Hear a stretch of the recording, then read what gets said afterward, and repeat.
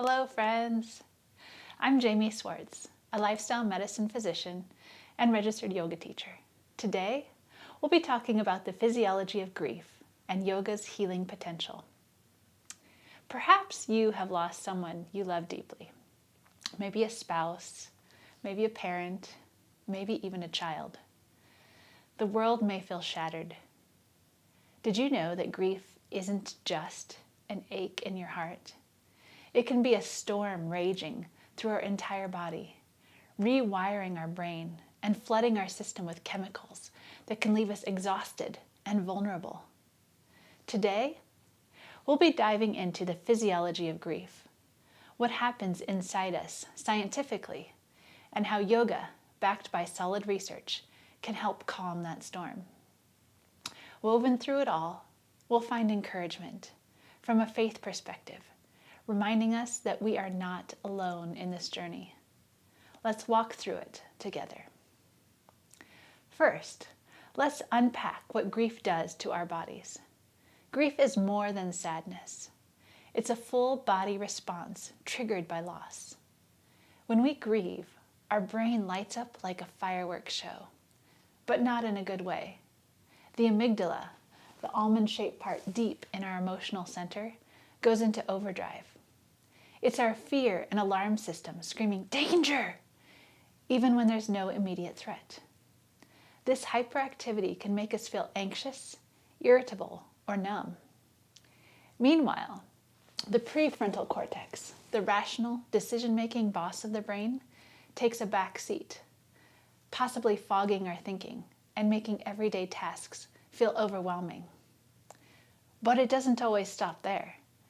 Grief can kickstart a cascade of stress hormones like cortisol and adrenaline from our adrenal glands. Think of it as your body hitting the panic button over and over, preparing for fight or flight. In the short term, that's survival mode. But when grief lingers, these hormones stay elevated, leading to chronic inflammation throughout the body. The resting heart rate climbs, blood pressure rises, and even the immune system can weaken, making us more prone to colds and infections. Physically, this shows up as fatigue that can drag us down, insomnia that steals our rest, appetite changes that leave us hollow, or even stomach upset and muscle pain. In extreme cases, grief with excess cortisol and adrenaline stimulation can mimic a heart attack. Doctors call it broken heart syndrome, where the heart muscle temporarily weakens from the emotional blow. Interestingly, grief can linger. Studies show how grief affects the hippocampus, the memory hub, which is why memories of the lost one might flood in unexpectedly, or why we struggle to form new ones. Over time, without support, this can lead to deeper issues like depression or anxiety. But friends, amid this physiological turmoil, there is still great hope. As people of faith, we know grief isn't the end of the story. Scripture reminds us in Psalm 34:18, when David writes that the Lord is near to the brokenhearted and saves the crushed in spirit. God designed our bodies with resilience, and tools like yoga can help unlock healing, aligning our physical recovery with spiritual comfort. So how can yoga, a practice of gentle movements, breath, and mindfulness, step in to help ease these symptoms? Let's look at the evidence. Research shows yoga isn't just feel-good fluff. It's a powerful, science-backed ally against grief's heartache. At its core, yoga activates the parasympathetic nervous system, that rest and digest mode that counters the stress response. When you flow through forms like child's posture or warrior, or focus on deep, intentional breathing, it lowers the sky-high cortisol levels, reducing inflammation and calming the amygdala's alarm bells. A study on trauma-sensitive yoga, which overlaps with grief experiences, found it helps regulate our emotions and improve our sleep, key for combating grief's fatigue and insomnia. Participants reported feeling less isolated and more grounded, as yoga fosters a mind-body connection that grief may often sever. Why does yoga help?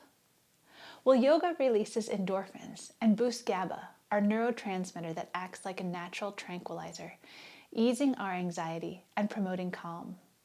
For those dealing with trauma-like grief, yoga has been shown to reduce symptoms of depression and anxiety, making it a low-risk complement to therapy. Let's try to envision this. We're invited to rest in a gentle, restorative posture, releasing tension stored in our muscles, much like how God invites us to surrender our burdens to Him, resting in His gentle presence. Research links unresolved grief to physical symptoms like headaches and tension, and yoga specifically targets that, promoting relaxation and emotional release. It's not about erasing grief. It's about making space for it, allowing your body to heal while your spirit finds peace. Restorative postures are a way to quiet the noise. Listen for God's whisper in the stillness and trust that He weaves beauty from ashes. We're not just stretching. We're opening up to divine comfort, receiving God's tender love for us, one breath at a time. When beginning yoga to help with your grief, here are 3 precautions to consider. First, there's no right way to feel. If tears come, let them. If anger comes, let it be. If you feel nothing, that's okay too. The mat is a safe place for every feeling. Second, never push or force our body. Grief already hangs out in our chest, our throat, and our hips. If a posture feels tight or heavy, we can try making it smaller, adding more pillows, or simply stay lying down. Comfort is one of our primary goals. Third, stop the moment you feel too much. If the breath catches, if memories flood in a way that feels unsafe, it's okay to sit up, placing both feet on the floor. Open your eyes and whisper, I am here, I am safe, I can stop now. Then just breathe until you feel steady again. That's it. 3 sentences.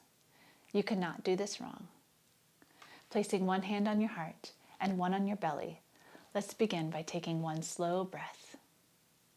You're doing this beautifully. One gentle breath at a time. You are allowed to rest.